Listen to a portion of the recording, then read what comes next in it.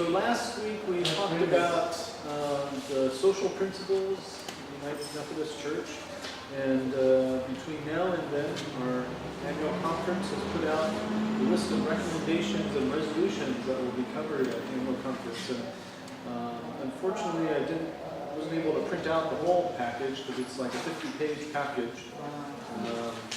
But I thought at least I would get you the table of contents. And if you'd like, you can go to the website, which is under cnumc.org, or calnevadaumc.org, and they'll be under the annual conference sessions. They'll have this list plus the whole text of the individual items. So during our annual conference, we have everybody getting together, and they'll go into legislative sessions where they vote on the different recommendations and resolutions. And so these are, a lot of these have to do with the way the church operates, with pensions and housing for our pastors.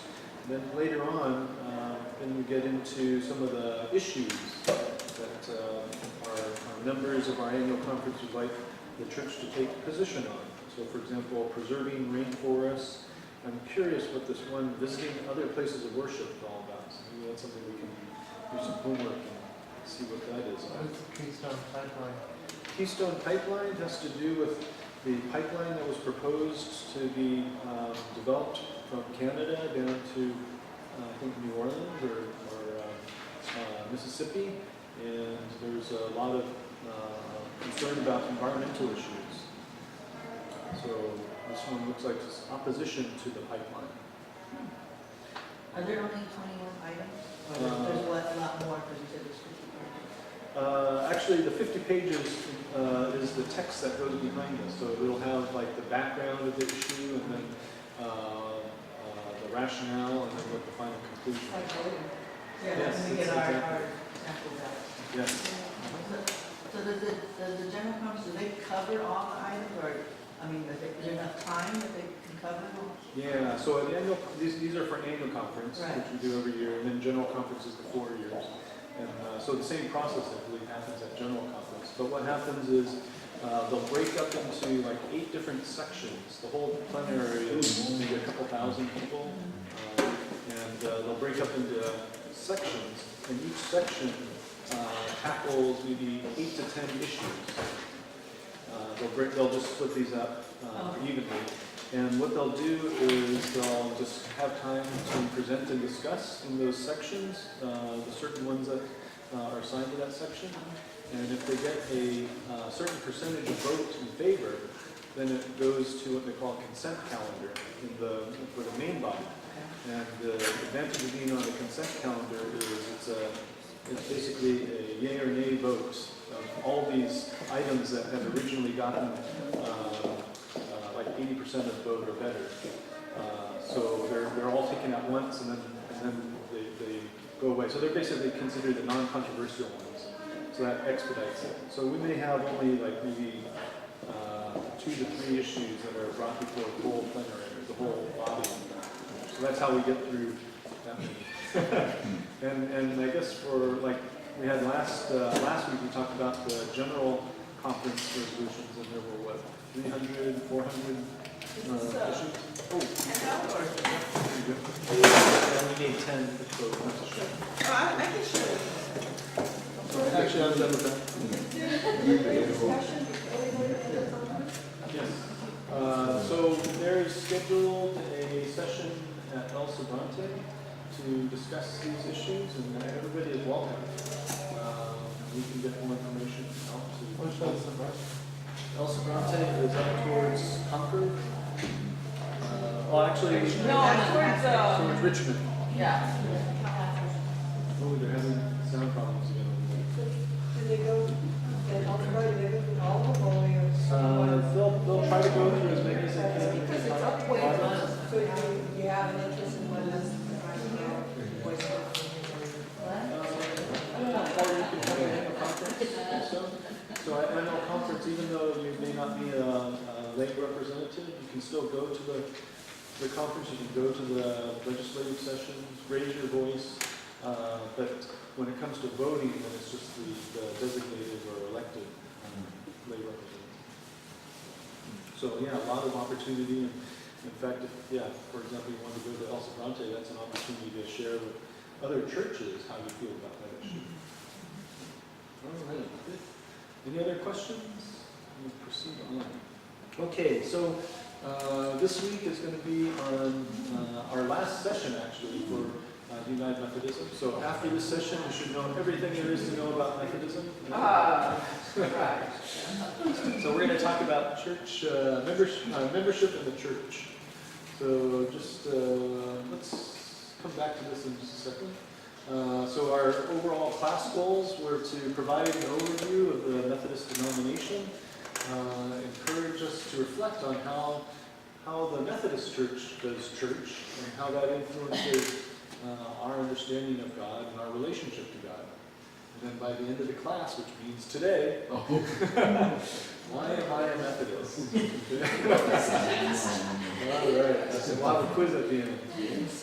Okay, so this is just our schedule of things we covered, the history, connectionalism, doctrine, understanding God, the social issues we discussed last week, and then wrapping up this week. Okay, so let's go ahead and have our little promo for the UMC.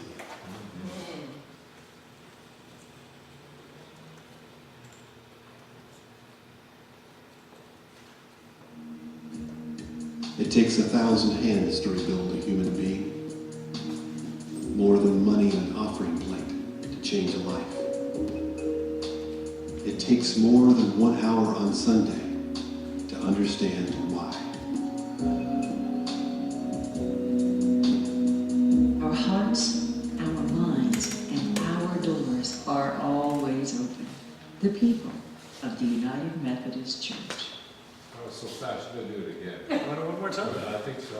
I mean, there's a lot to digest. There's a lot in there. It takes 1,000 hands to rebuild a human I being, don't know what you call that. more than money in an offering plate to change a life. It takes more than 1 hour on Sunday to understand why. Our hearts, our minds, and our doors are always open. The people of the United Methodist Church. Okay.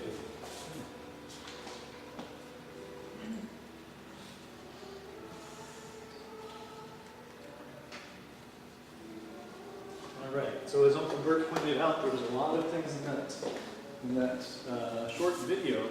The whole idea is trying to explain why church.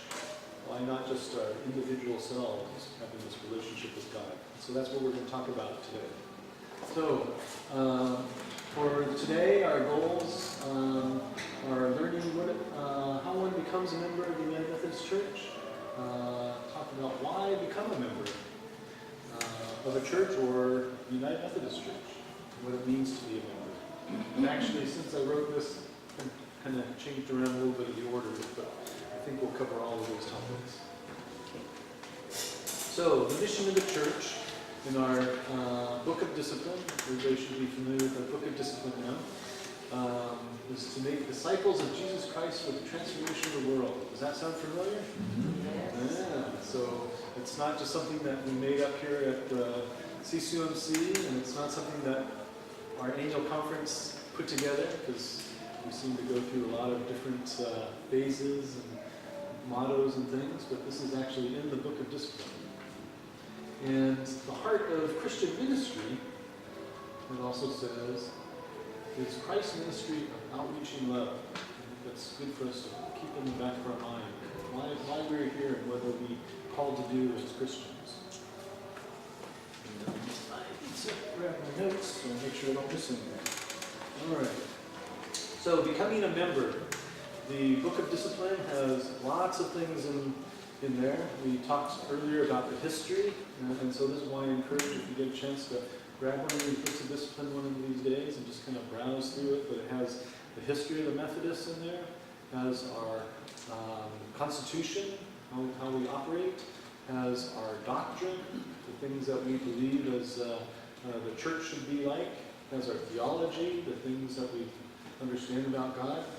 And then it has That's probably about 1/3 of the Book of Discipline, and the rest is essentially how all the details about how we operate as a church. And so one of those is membership, how a person becomes a member of the United Methodist Church. So how many people have gone through confirmation or some sort of membership process at this church? Not at UMC. But, I mean, I became a member, but I Yes. transferred. That's true. We didn't cover that. I thought I did that, Yes, you did. but she said she became a member, and She came through a different path. Yeah. Wait. I was a member at a different United Methodist church, and I transferred my membership. okay. Okay. So eligibility, who can be a member, is all people may attend its worship services, participate in its programs, receive sacraments, and become members in any local church in the connection. And the connection means the connection of the United Methodist churches together. Okay. So that sounds pretty open, right? Okay. So all of us can be members, but it's interesting that it's actually if we look at our worship service, and we'll have a chance to do that a little bit more later, we can see some of how this comes out. So for example, we had communion, was it last week? And so one of the things that Pastor Emily usually emphasizes is this, all are welcome. All are welcome to come and participate in the Holy Communion, as opposed to some other churches, for example, who say only if you're a member or only if you believe a certain set of principles. But for the United Methodists, we say all are welcome. Now we say that, but there have been some challenges, and so it's always good for us to reflect back on what does our Book of Discipline say, what does our faith say, how do we actually implement this. So for example, in 2005 there was a very big issue around homosexuality. In fact, it's an issue that all the churches, no matter what denomination, at some point have been dealing with. And so in around the 2004-2005 timeframe, there was a situation where a pastor refused to allow membership to a person who was homosexual. And so this went to the Judicial Council, which Uncle Bert talked about what the Judicial Council was. It's basically to look at our legislation and our Constitution to figure out, well, was this pastor within his rights to deny membership to this person? In fact, after that pastor did that, then the bishop overturned or directed the pastor to offer membership. And the whole case went to the judicial system.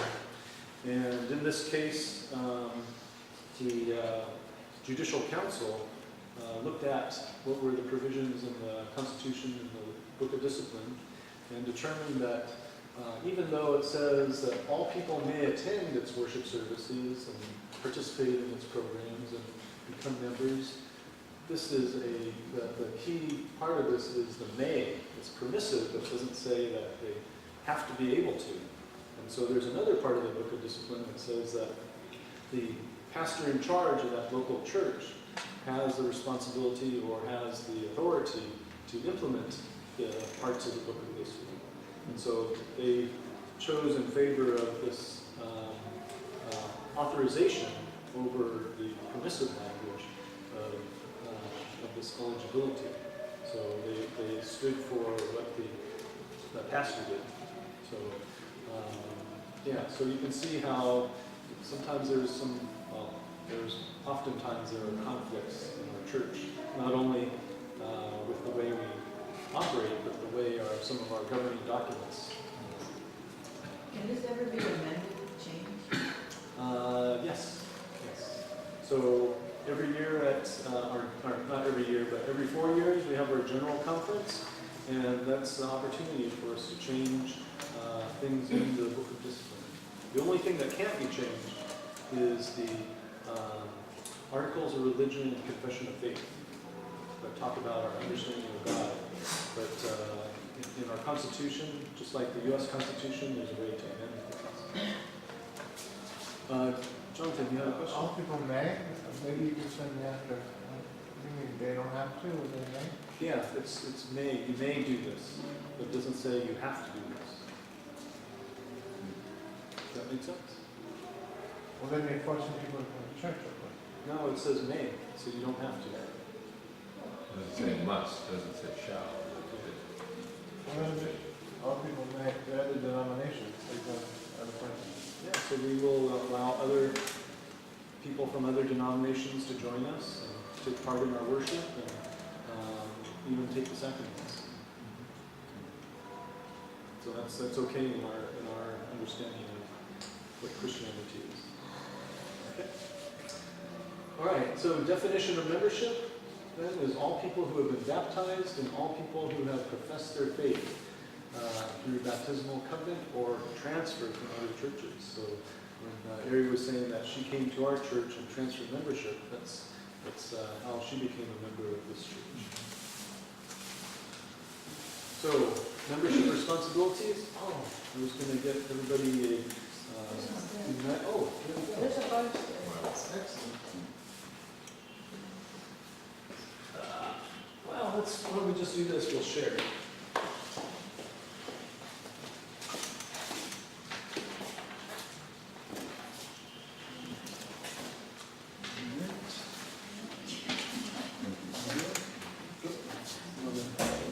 So if you go to page 32, page 32.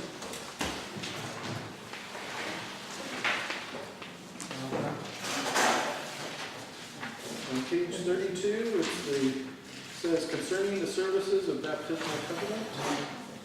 And so from 32 through 54, I think, basically this whole section, these are different services that we would take or do, and hopefully these are familiar to you. Who was the last person to get baptized? Yeah. Okay. Yes. Recite this. Michelle has it memorized, right? Okay, so there's a bunch of professions of faith in there, and there's things about the pastor addresses the congregation because the person is coming into the body of our congregation, and so it's the responsibility, membership is the responsibility both of the individual coming into the church, but also the congregation to care for the individual. And so it's the mutual responsibility. The Book of Discipline says it's our responsibility as members to shoulder burdens, share risks, and celebrate joys of fellow members. And somewhere in here will be the, I guess on page 34, for example, is the vows that we take. Okay. And one of these pages has what our responsibility is once we become Christians. So that's the prayer, worship, sacraments, study. Oh, actually, let me back up. So one of as part of our vows, there's a part in here about the things that we will do as members, which is our prayers, our presence, our gifts, service, and witness. You see which page that is? Page 38. Okay. Okay. So those are the things that we're responsible for. Now, as part of Wesley's theology, there's a part of our Christian walk is sanctifying grace, which is how we continue to grow in our faith. And so as members, we're also responsible for our growth in our discipleship. So you may have heard the term means of grace, Wesley's means of grace, the way in which we achieve grace or receive grace. And the way that we do that is through prayer, worship, sacraments, study, might be like we're all here, Christian action, service and missions, systematic giving, and holy discipline. So Wesley felt that if we engaged in all these activities, that would strengthen our faith and help us as we become better Christians. All right. So, the Book of Discipline has some specific clauses about keeping statistics. We all like numbers, right? We all like numbers? So So if you think about our charge conference, there's a section in our charge conference, which is the meeting we have every year around November timeframe, where we have a report, and it talks about how many members we have. And so it breaks it up into professing members, baptized members, and let's see, okay. And then there's also things like affiliate members. Affiliate members are people who are part of a Methodist church or a church that's related to Methodist church. Remember, we have a United Methodist Church, but there are also like Free Methodists, and there's the AME, African Methodist Episcopal. There's also Methodists in Britain. We had that question a while back about the British Methodists. There's Methodists in Asia. And they're not part of the United Methodists, but they're still Methodists. And so if members of those churches came to us, then they would be considered affiliate members. Or, as Jonathan was asking about other denominations, you could actually be from another denomination and participate in our church, and you would be considered an associate member. So just think about that you're part of another denomination, but you're actually member also of the United Methodist Church. That's pretty inclusive.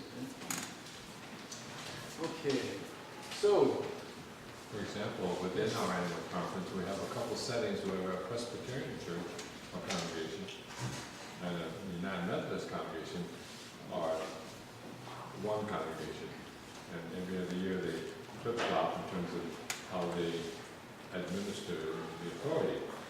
Is that called consolidated? What's the term for that? So one year they'll be Presbyterian, the next year they'll be Methodist. They still retain their uniqueness as a Presbyterian or as a United Methodist, but the reporting has to do with some kind of reporting. Okay, interesting. Are they doing that because it's not enough members to be one whole, one whole Presbyterian? I think some of that is gone into, because rather than close the church, they close both of them, and they merge, not merge, they become one fellowship, one church, and there's that allowed, it's allowed. So they don't do like Carabao, they do like, No. they worship They together. worship together because, and there's more to it, I'm sure. Okay. So I guess the last thing is that membership in the local church, for example, if you became a member at CCUMC, you would be considered a member of the whole body of the United Methodist Church.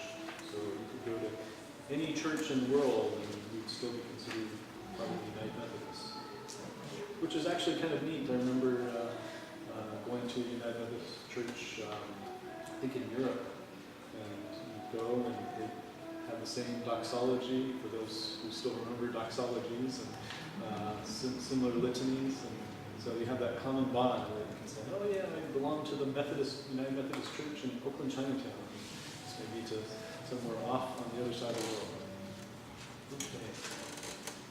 So, that's what it takes to become a member, but now the question is why become a member? And so that's what we're going to spend the rest of our time on. We'll have, this time around, I think we'll have lots of time to share in conversation with each other in our small groups. So, why become a member? And I guess for most of us, how many people are actually members of this church or a church? Okay.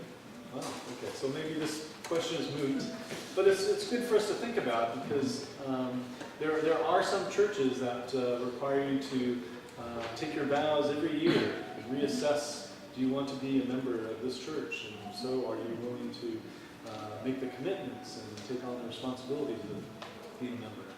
So that may be one thing for you to think about, recommitting yourself. Why is it important to me to be a member of this church? Another reason it's important is for other people who might be interested in becoming a member of the church. These questions would be, why? Why should I be a member of this church? Why should I even come to church at all? Good question. So one of the things that, and oftentimes I think in our different settings we talk about the decline in membership. And we always ask, well, why are we losing people? Why aren't we growing? And some of it is, some of it has to do with changing generations and attitudes about religion. Sometimes we'll hear that rationale, oh, I'm just too busy for church, or I just can't spend time doing this or that. And sometimes it's just they don't see the meaning behind going to church. You hear a lot of people, particularly younger people, saying they're spiritual but not religious. In other words, they believe in God, but they don't believe in going to church. So the question for us is, well, what is it that we're looking for as far as why should somebody become a member of a church? There's a lot of people, for example, who take on Buddhism because they feel that's a way to connect, do yoga and be in meditation. So the question is, what more is there to become, that's part of being a member, that would encourage you to become a member? Now, one of the things that we recently been talking about, maybe over the past couple of years, is membership versus discipleship when we're trying to reach out to people. Is the more important thing just getting people in our pews and creating higher and higher numbers, or is the purpose as we go back to our mission as a church to make disciples of people? Okay, and so disciples. What's the definition of disciple? What is a disciple? That disciplines. Okay, discipline. Okay.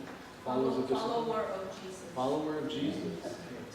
So there's a lot of questions of what's more important. Is it just building up our membership, or is it trying to encourage people to become followers of Christ?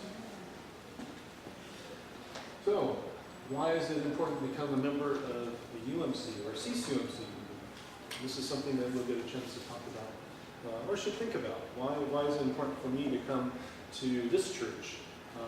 Many of us live way out in the suburbs and we come here every week. So why is it that we do that? Is it just out of habit? Maybe it is. Is it because of... Yes? You love your nationality. You love Chinatown. Oh, okay. Because you're devoted to Chinese people and you have a Chinese brain. Okay.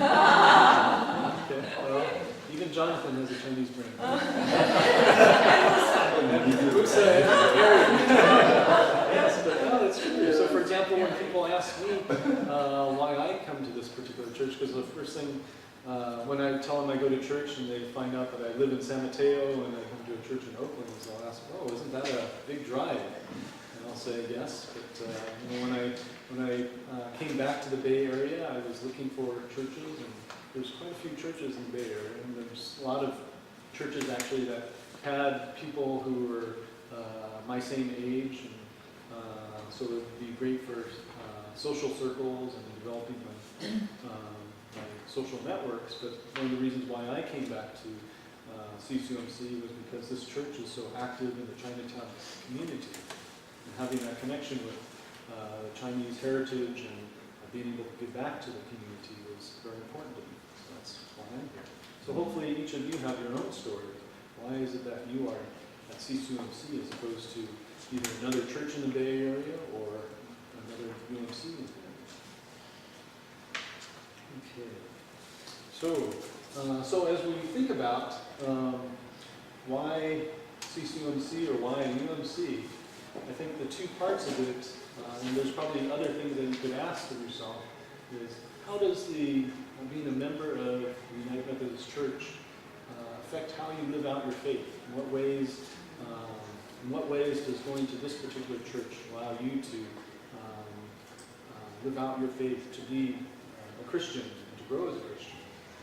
The other part of it is, how does being part of CCUMC, or what about CCUMC might develop that community that nurtures you and supports you? So you can think about... God is here. God is here. This is true. God is here. Thank you. All right. So, what should church be? Let's go on to our...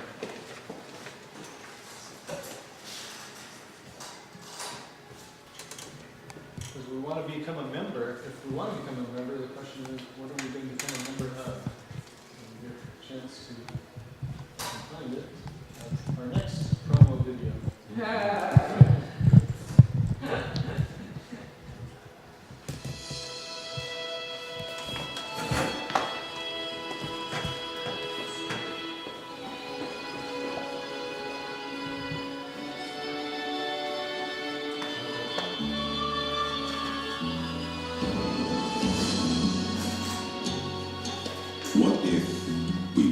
church? James Earl. What if church was less about Sunday and more about the other days of the week? What if church wasn't just a place we go, but something we do? A menu of adventure, an active verb instead of a noun. What if church wasn't just a building, but thousands of doors, each of them opening up to a different concept or experience of church, so that whoever knocks might find a journey to call their own? What if church was the way church was in the beginning?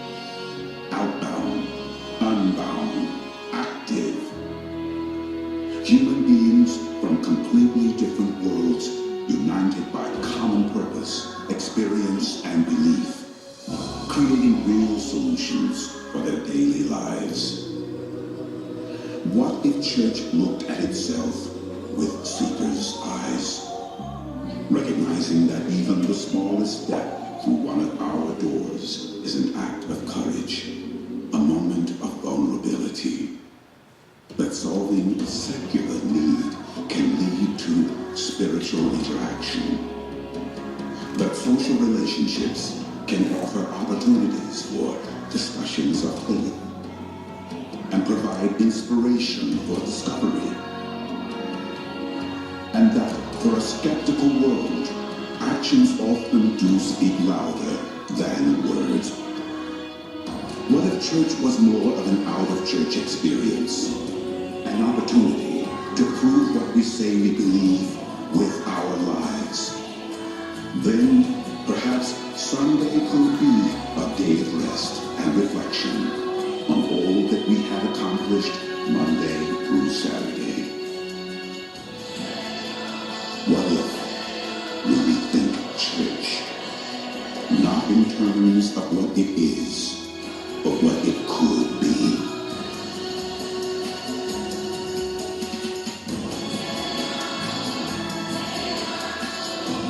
And what if we can convince the world to do the same?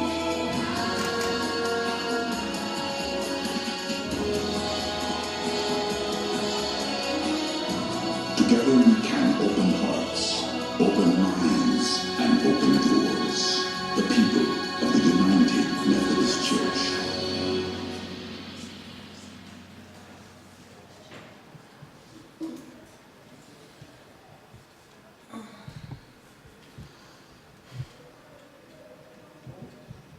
Okay, so, could the lights, please?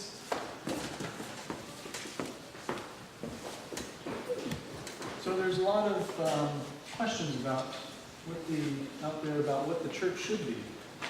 About are we meeting the needs, spiritual needs of people out there? Our whole purpose is to transform, make disciples to transform the world. And the question is, how do we best do that? So there's a lot of internal struggles or self-reflection about what should the United Methodist Church be, so that if we offer to people, would you like to become a member of the United Methodist Church, or would you like to be a disciple? What does that mean? And so this that video offers just one glimpse into one way of looking at church. But it's not, church shouldn't be just in the pews, sitting in pews on a Sunday morning, but that church should be Monday through Saturday, with Sunday being the time of reflection about what did we accomplish over this past 6 days. Okay. So one of the things that I wanted to have people really think about is, how does being a Methodist, or how do the Methodist ideas, beliefs, practices, how does that affect who we are as Christians, or how we do church? And because it's important for us to think about, do I really want to be a member, or should I be a member of this church or somewhere else? Not that I'm pushing anybody out, but it's important for us to at least understand what are those things that as a church that we do that maybe I agree with or disagree with, how does that affect how I understand who God is versus this is the way Ari thinks about God, but this isn't necessarily how I think about God. And so if we understand the differences and where that comes from, that it doesn't have to be this antagonism of, oh, she doesn't believe the same thing I believe, so one of us has to go. But hopefully, as Wesley pointed out, for those things that aren't central to Christianity, think and let think. So it offers us an opportunity to have different thoughts about issues, but also to learn from each other about those issues. So we're going to have a series of small group exercises. We'll get into maybe groups of 4. How can we do that? So maybe count off 1, 2, 3. Barbara's 4. Jonathan's 1, 2, 3. 4. 1, 2, 1, 2, 3. 4. 1. Okay. So we'll get in. 1's over here, 2's over there, 3's and 4's. Okay. Anyways, that's not the middle. And so the first question, okay, why don't you go ahead and get into your reason. Why are we dressed down? Yeah. One's over Oh, there, it is. two's over there. 3. Which 3? Back there? One over here, one over Okay, 3's will be over here, and 4's can be over back there.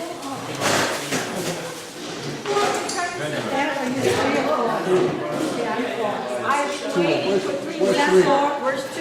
Right here. 2's over here. 4's 3. Four's over there.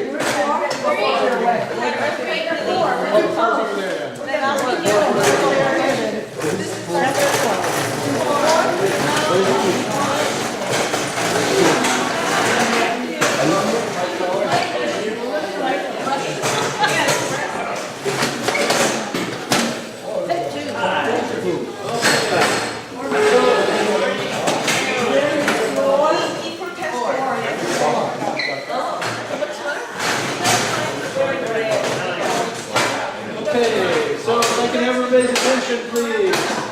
Okay, so the first one hopefully is not too, doesn't get you too worked up.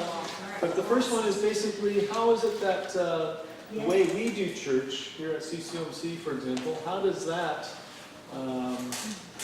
influence how our church works?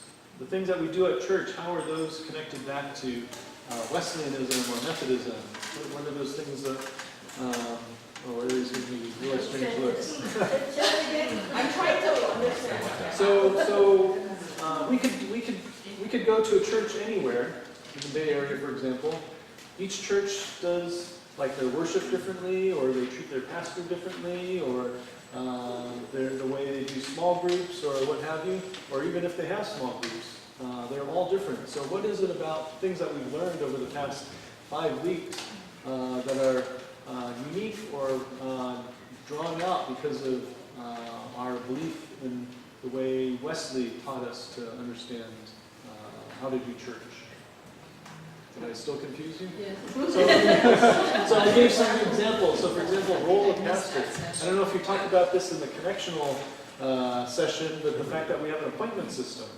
You don't see that in other churches. Okay. So, one of the quandaries I had in my mind, the reason why I made that face was for a large number of us in this group, I believe, have had very limited to no exposure to the way other churches are being done. So I think there's a very, very little context for them to do that because, well, that's the only one I know, kind of like that. Okay. So, but think about what we've learned over the past 5 weeks. Hopefully you can remember that.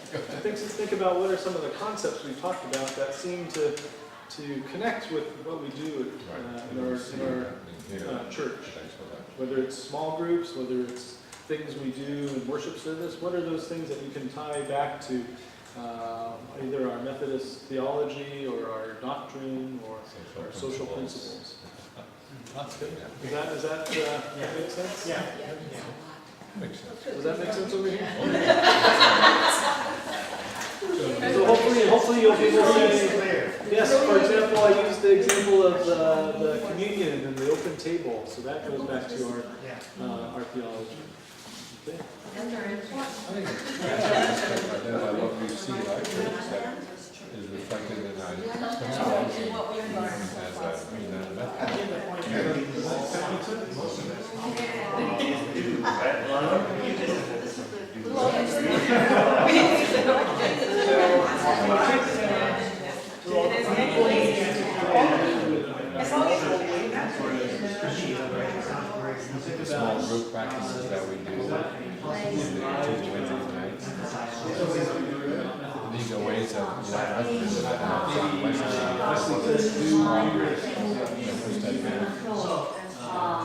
These are things that we're doing now that is reflected in our heritage. He's on your right side. He's right there. He's like on the right side. Not on the left side. So I'll give you some examples of different things we do at church. And I also throw out some Primarily, right? different ideas from Methodism to do. And what happens is, as both preachers that go out and inspire the community, and we turn and go out and be outbound. I like that word outbound. I don't know. God doesn't, God doesn't like that. For Timothy, Yeah. Our creeds are from a variety of sources.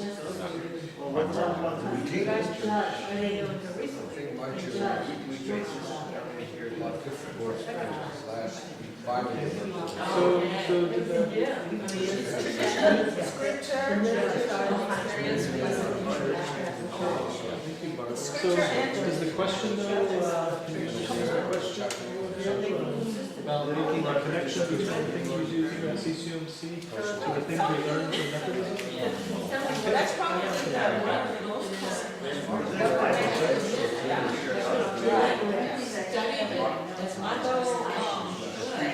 But I know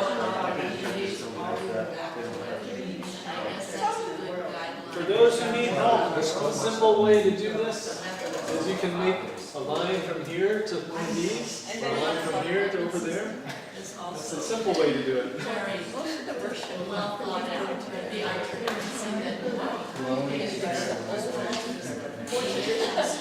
So there are things that we do at the church, and then there's the mechanisms for that concept. I enjoy the new video. The stuff we have now is not too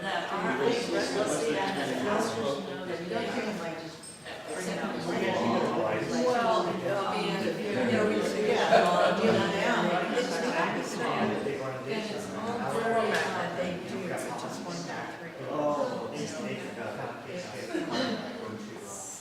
I mean, I can remember our church doing that.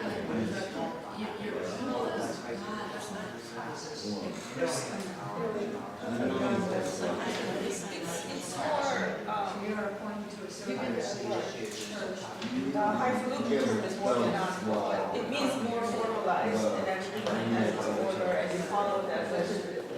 Whereas we are more kind of conversational. We have unscripted talk. Yeah, and I like that. It's very encouraging.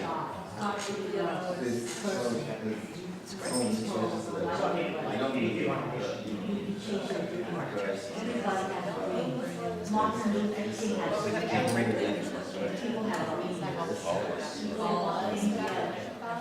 some chief.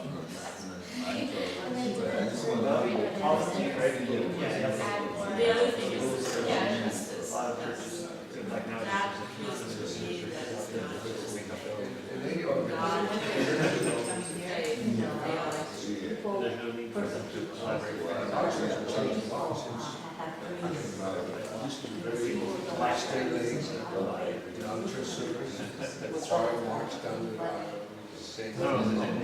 Okay, why don't we take one more minute to have this discussion and then we'll move on. Share outside of the church. There's no other church that said, well, let's get together. I say I'm part of this Church, we want to write our own. It's almost like writing your own. I mean, I think every company does it to a degree, but I think we recognize more of the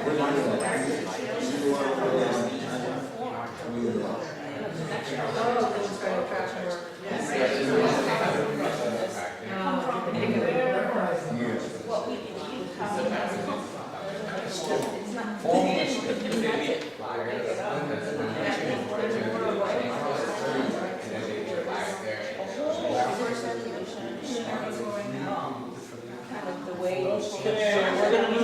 on to the next question.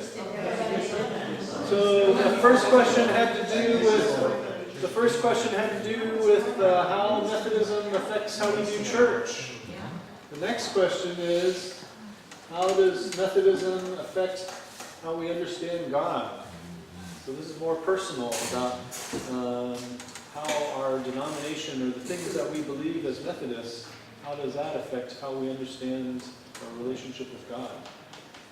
So again, things that you could do to start yourself off is, here are some different ways.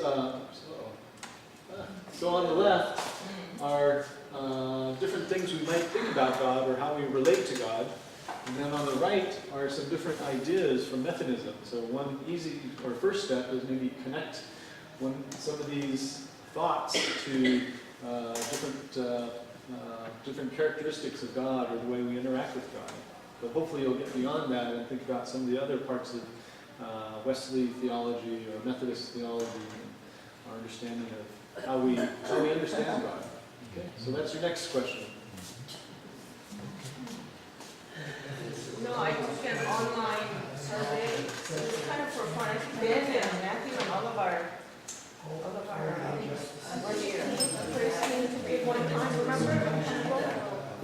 It's like a questionnaire. They answer what most closely resembles what indicates about faith in God. And at the end, it tells you kind of which denominational affiliation you feel most closely associated with. And this was like soon after I think we did so I hadn't been a Methodist for like a goal. I grew up with Does the question make sense to you? seminary and all that, so I thought, I'm kind of I'm not really, Is this I'm not foundational. And then after I answered the question, it came out that I'm very Methodist. So I was very surprised. Oh, you can join this group. Actually, Donna's got a chair. And then you pick your monthly. Because I like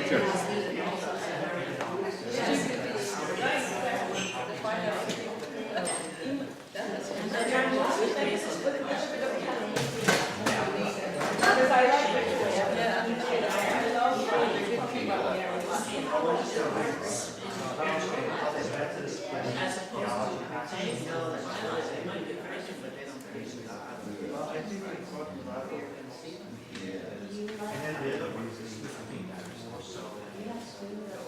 Although the Bible's at the top in the mix.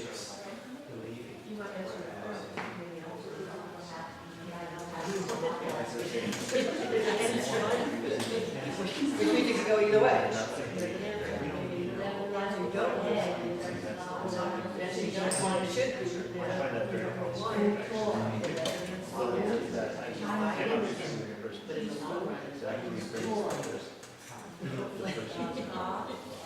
Maybe you don't see it right away. You're doing it if you want to. Oh, do Methodists believe that theology and practice is their understanding of God? Proclamation. What about that? Whether I see them there, see those I wish they would end up there. Glasses. You know, we had kind of this deal, like, 2 ways to go. I don't understand the other one. It's philosophical. It's a little bit more difficult question, huh?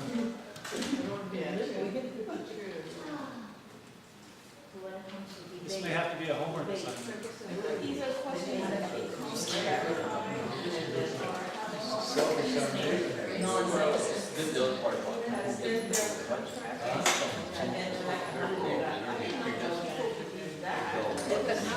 because then you're like, oh, there are some silly things that are going to be nice, but this one answer to this one question.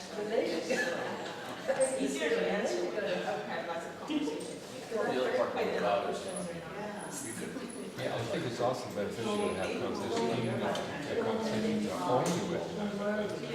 Because to not have those conversations, you have resistance. So, as we look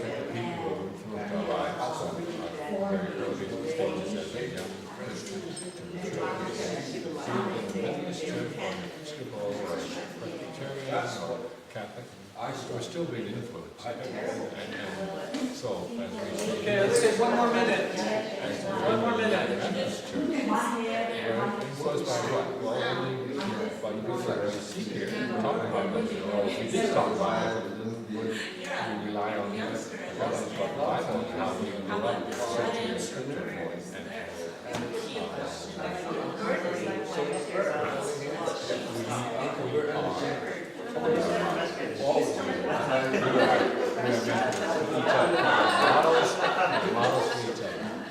Bring that life experience that says, this is what God does. What's unique about the United Methodist Church, more so I'm trying, is that we value the call. And I don't know if I've heard so much of that in other denominations. And then Ananias helped Saul answer the list. Or maybe Lydia last week, or Tabitha. We were called by God. Okay, let's start wrapping up.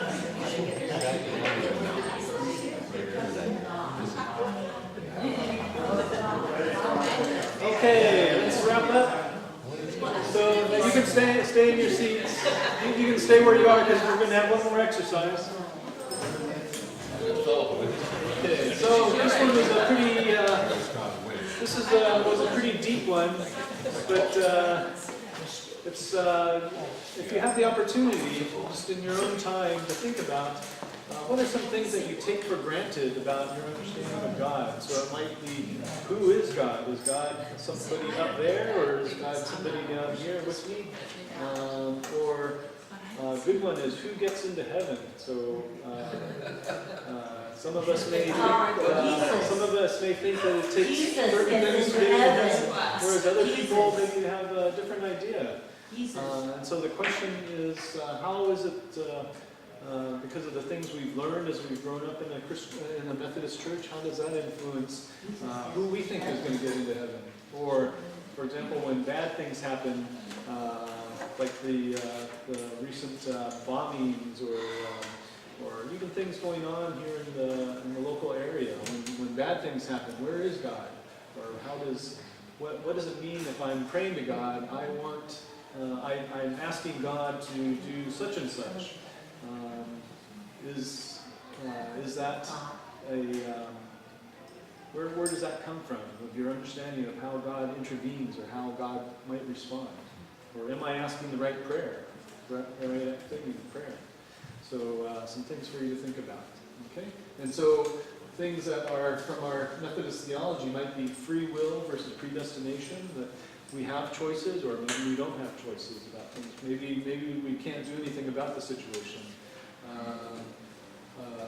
If somebody comes to you and says, the Bible says this, it's right here in black and white, but our Methodist tradition says, or our Methodist understanding of God comes from Scripture, tradition, reason, and experience. Or who gets into heaven? Maybe that's a good question about grace. What does grace really mean? And we had that concept a while back from Dietrich Bonhoeffer about cheap grace. Now I see. And okay, so those are some things for us to think about. All right, so at the beginning of the class, the very beginning, if you remember that far back, we had a small group exercise to share a 30-second elevator speech on what is Methodism, or what is different about Methodism.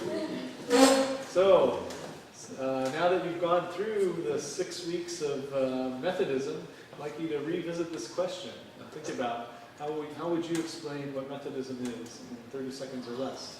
Okay, so each group can reflect on that. We're going to get together just like last time and share what we come up with. This is your final exam. What Ari said earlier, very important. We in this like a position of declaring what our faith is because we are Methodist. And I don't know if we should spend our time with it. I'll give you 3 minutes. 3 minutes, come up with 30 seconds. I'm a Methodist because these are my beliefs, and this is why I believe what I answer the Or just to say, I went on a mission Mercy right now. Excuse myself. That's an old time. Get back to excuse me. I don't know. Oh.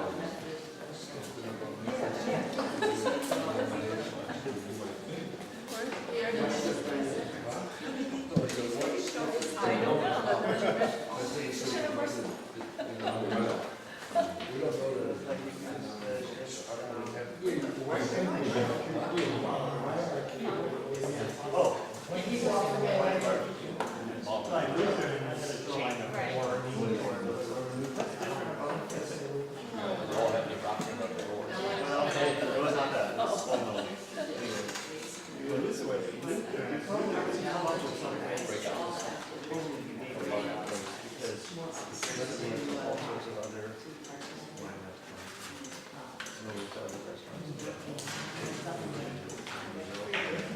He's leaving today. same way.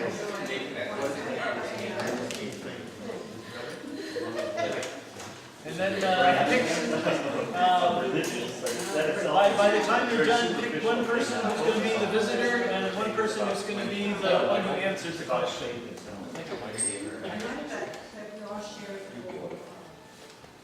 No more suffering, that's all. Happiness, and we cannot imagine. Maybe we have to happiness. What prosperity, God, prosperity is God. Everything is Except God. for maybe the genus of Funeral. it was created to, yes, must be his experience, but what we end up with today is not like, it makes me different than someone else. Every need. Okay, take 30 more seconds. 30 more seconds. Maybe I could say to you, why the white wine? You know, I have a question. Okay, so actually, there's going to be a quick 30 seconds since James came. Okay, let's form back in our half circle. Because even in our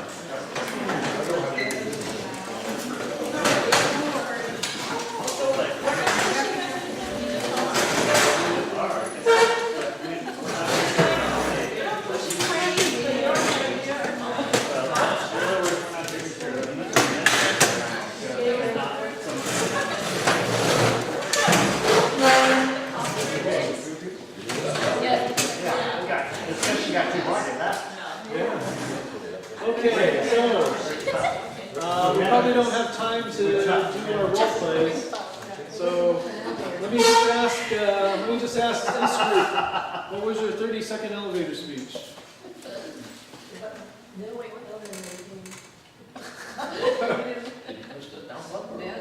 Ben, you want to say, you talk the most.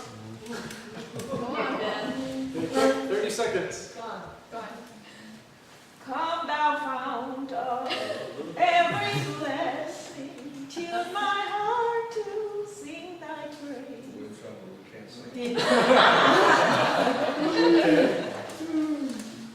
All right. Group chord. What did you come up with? We're all different. We're all different. You need 2 minutes to get the 4 different views. Well, I like the idea that our theology rests on scripture, tradition, reason, and experience in order to teach us and grow us as followers of Jesus and to bring others to know Jesus. How about group? This was 2. Ditto. Ditto. Actually, we're still waiting for the elevator. Okay, all right. Well, for the sake of time, we'll move on to group 2 or 3. I said open hearts, open doors, open minds. Okay, all right, good. All right, so that kind of concludes our series. Unfortunately, you don't have, well, the goals were to provide an overview of the Methodist denomination and to encourage us to reflect on how United Methodism affects the way we think about church and the way we think about God.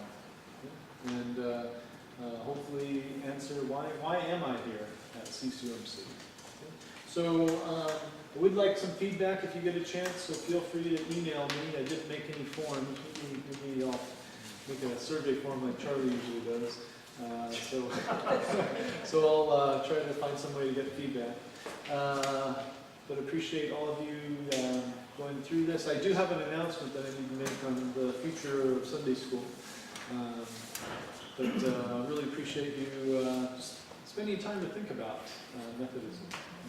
Okay? So I don't think I have enough for everybody, but Pastor Emily gave this to me, and you'll get copies of these next door. This is the messenger.